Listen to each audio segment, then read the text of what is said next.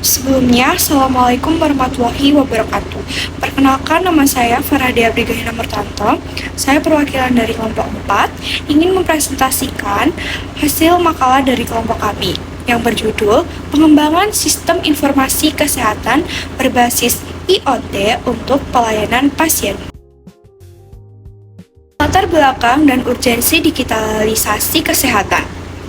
Pengembangan teknologi digital saat ini telah membawa perubahan pasif di berbagai sektor.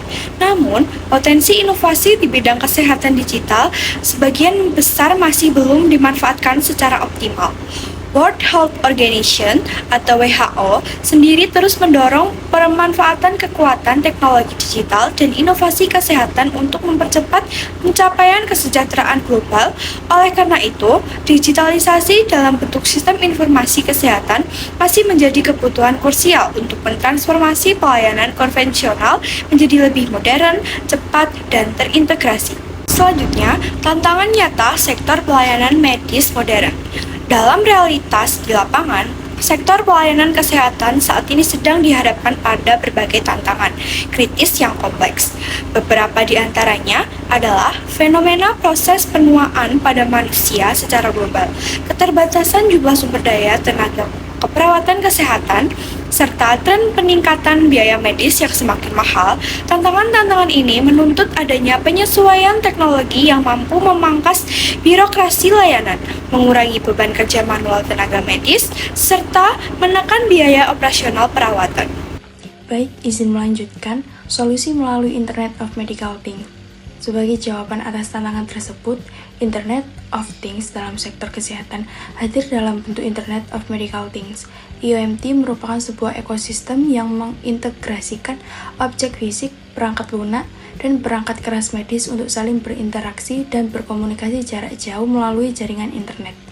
Penggunaan IoT memiliki potensi besar untuk memfasilitasi pemantauan kesehatan jarak jauh, penanganan penyakit kronis, perawatan lansia, serta mengurangi downtime perangkat medis melalui penyediaan data jarak jauh.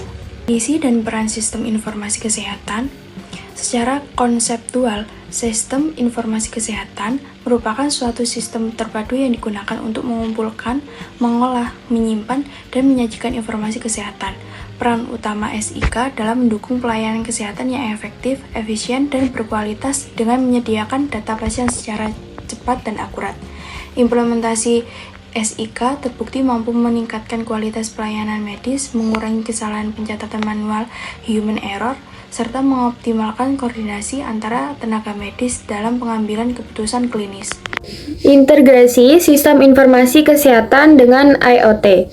Pengembangan sistem informasi kesehatan berbasis IoT merupakan langkah integrasi modern antara teknologi sensor, jaringan komunikasi, database, dan aplikasi mobile. Melalui integrasi ini, parameter klinis pasien dapat terbaca secara otomatis dan dikirimkan langsung menuju server cloud. Penerapan sistem berbasis IoT ini memberikan keuntungan besar dibandingkan sistem konvensional, terutama dalam mengurangi risiko keterlambatan penanganan darurat karena kondisi kesehatan pasien dipantau secara kontinu dan otomatis tersimpan ke dalam rekam medis digital. Kemudian, arsitektur sistem monitoring berbasis IoT. Arsitektur teknologi sistem monitoring ini dirancang dalam satu kesatuan alur kerja terstruktur yang melibatkan 4 lapisan utama. Lapisan pertama adalah komponen sensor yang berfungsi mengumpulkan data kondisi vital pasien. Lapisan kedua adalah microcontroller sebagai unit pemproses data.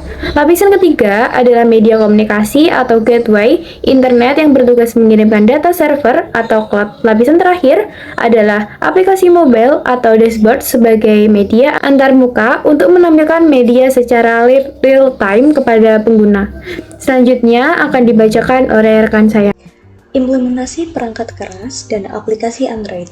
Pada implementasi alat ini, pembacaan kondisi vital difokuskan pada detak jantung menggunakan sensor denyut nadi seperti pulse sensor atau MAX 30102. Sensor ini bekerja dengan cara mendeteksi perubahan aliran darah pada pembuluh kapiler pasien. Data analog dari sensor kemudian diolah oleh microcontroller ESP8266 atau ESP32 menjadi nilai satuan bits per menit atau BPM. Melalui modul Wi-Fi yang tertanam, nilai BPM tersebut ditransmisikan oleh cloud database dan ditampilkan secara real-time pada aplikasi Android. Algoritma klasifikasi medis standar AHA dan WHO. Guna memberikan interpretasi klinis yang cerdas, sistem ini dilengkapi dengan fitur klasifikasi otomatis yang merujuk pada standar medis resmi. Laju detak jantung normal pada orang dewasa saat beristirahat berada pada rentang 60 hingga 100 bpm. Jika pengukuran berada di bawah rentang normal, kurang dari 60 bpm, algoritma sistem akan mengklasifikasikannya sebagai kondisi bradikardia. Sebaliknya, jika hasil pengukuran melebihi batas normal lebih dari 100 bpm, sistem akan mendeteksinya sebagai takikardia dan memicu notifikasi peringatan. Protokol stabilitas koneksi dan keamanan data pribadi. Mengingat data kesehatan sangat bersifat rahasia dan sensitif, sistem ini dilengkapi dengan protokol keamanan dan optimasi jaringan yang berlapis. Aspek kerahasiaannya dan keandalan data dijaga melalui penerapan enkripsi data pada jalur komunikasi serta sistem autentifikasi pengguna saat mengakses aplikasi Android. Selain itu, untuk menjaga stabilitas pengiriman data dari resiko gangguan internet di lapangan, ditanamkan mekanisme reconnection otomatis pada pemrograman microcontroller.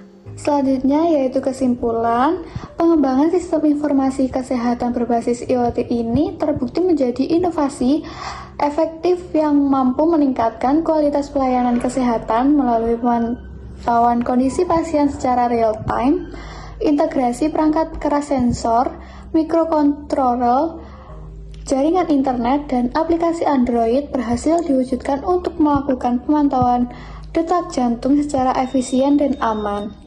Kendati demikian, implementasi skala luas masih menghadapi tantangan terkait kestabilan jaringan, proteksi data, dan kesiapan infrastruktur fisik.